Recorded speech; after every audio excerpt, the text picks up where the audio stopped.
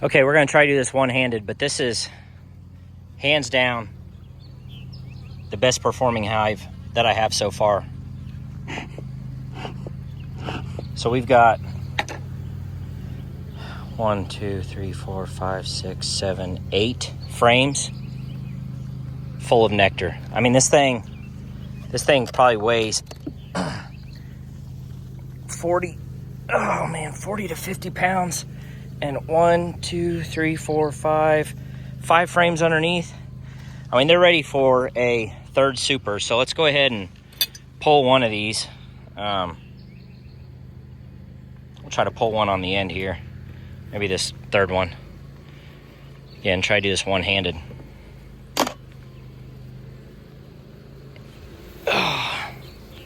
So that is completely full of nectar. Again, they're just starting to cap it. And that's frame number 3, so let's pull this one. If I can't, hang on, I gotta break it loose.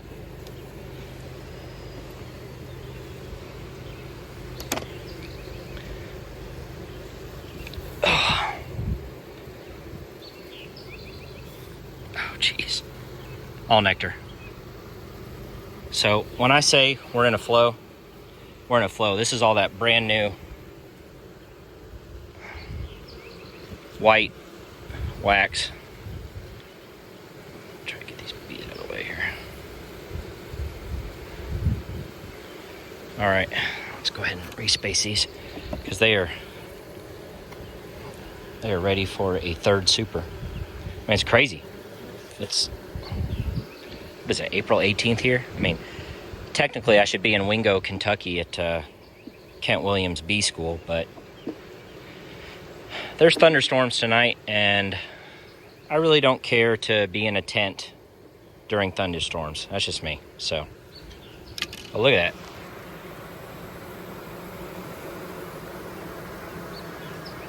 Well, I'll even show you. I'll even come over here. Look at this frame number 3, okay? Switch hands here.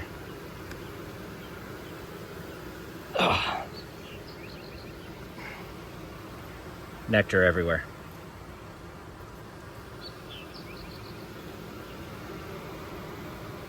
So we're on a flow here, folks, and they're filling that one right now, frame number 2. So 6 or 7 of these 9 frames are full, and I venture to guess it's similar down below here. Maybe not quite as much, although I've seen a ton of activity at the entrance of that lower super also. That looks good. So let's go ahead and get this next super on. And several people ask me about these discs that I put on the front, okay? And you're gonna see why I do it. To my knowledge, I don't know anyone else that does this. And YouTube will correct me if I'm wrong. But earlier today, you could not see these discs. There were so many bees coming in. And again, there's plenty of bees going down in the brood chamber. Queen excluder right here, okay? So the queen's in here. So 100% of the brood's in here. We got just nothing but honey in these 2 boxes. And it's, again, April 18th. So we've just started on the flow. The flow has only been on here for a few days. So as you can see, I've got it on queen excluder mode, which means only worker bees can get in and out of here. In the past, I've used this full open, and I've had issues with, believe it or not, mated queens coming back and entering the super and not down here where they should be. And you end up getting brood in here. So lesson learned, I put it on queen excluder mode this time of year, or there's also completely closed, ventilation only, wide open queen excluder. So this time of year, I put it on queen excluder mode, and you can see the foragers are just ripping and roaring through here. So they don't have to go in here, up through the queen excluder, up into the super, or even in here to the receiver bees, which is usually what happens. And the receiver bees still have to travel up through the queen excluder up into these supers. So this is nothing right now. You know, it's really late of the evening. The sun's about to go down. And so, like I said, about 3 or 4 o'clock this afternoon, you could not see this disc. It was so covered in bees, all right? And they can immediately pass this on to the receiver bees, and they can store the nectar. So I'm not going to be conceited enough to call this the Josh method, but I do not know anyone else that uses these discs and drills a hole in the front of every single super that I have. You look at every single one of my supers, you will see these entrances, except that one right there, which is 2 hog half combs that I bought from Better Bee. So some of them are closed off. This colony, no, that one's open, that one's open. Some of them are closed off because I have colonies that are requeening, and I don't even want to take the chance of a virgin finding her way back into one of those discs and getting stuck, you know, above the queen excluder. Even though technically she should be able to pass through there, I just don't even want to take that risk. So I have it on queen excluder mode, and some of them I have them turned off. The point is, this disc gives you options.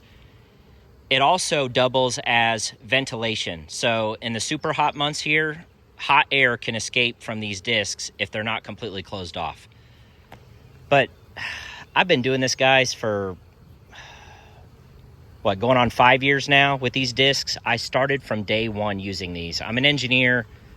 I try to find, you know, solutions to problems, or not even necessarily problems, just ways to optimize and make things more efficient.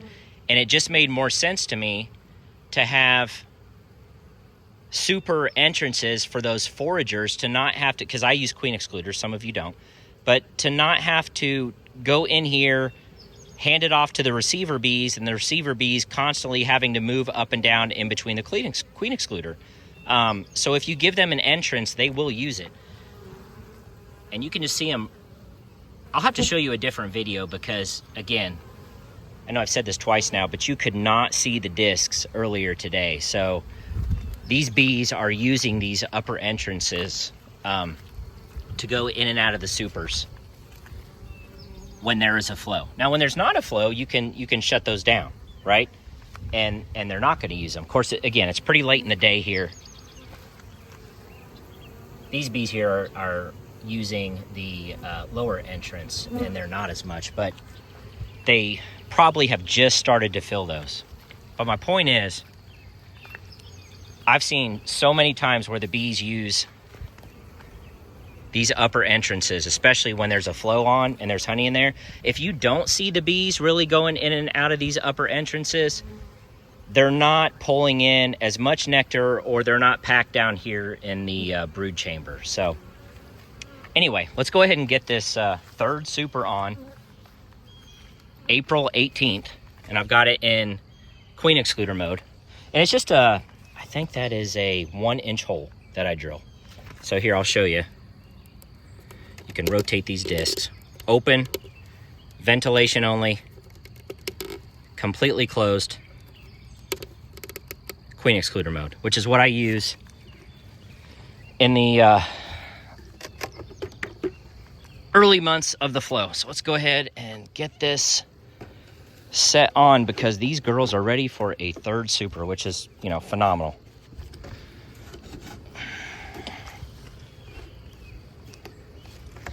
I wasn't counting on taking a video here, so I apologize for the poor camera angle, but let's go ahead and get these spaced apart. And I've got drawn comb, lots of drawn comb in here. So again, the bees can immediately start using this. I use 9 frames. Let's go ahead and get these spaced out if we can.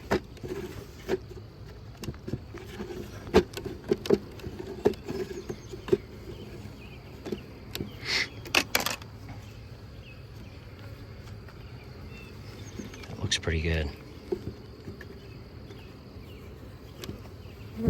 The bees are already in there. And I think it takes, is it twice as much space to cure honey as nectar? So if you have, like I do, 2 supers that are about 60 to 70% full of nectar, they need this extra space just to be able to convert that into honey. All right, let's check this one more time. That looks good. Okay, so let's go ahead and get our inner cover on. Right.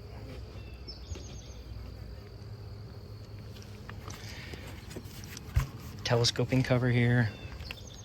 Of course, I hit the power button there because I'm trying to do this one-handed, so.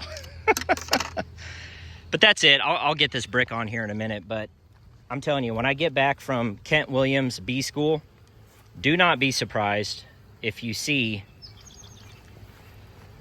all 3 of these entrances being used because, yeah. Again, it works well for me, so opinions are going to vary, but I've had a lot of success with this. So thanks for watching. I'll see you guys on the next video.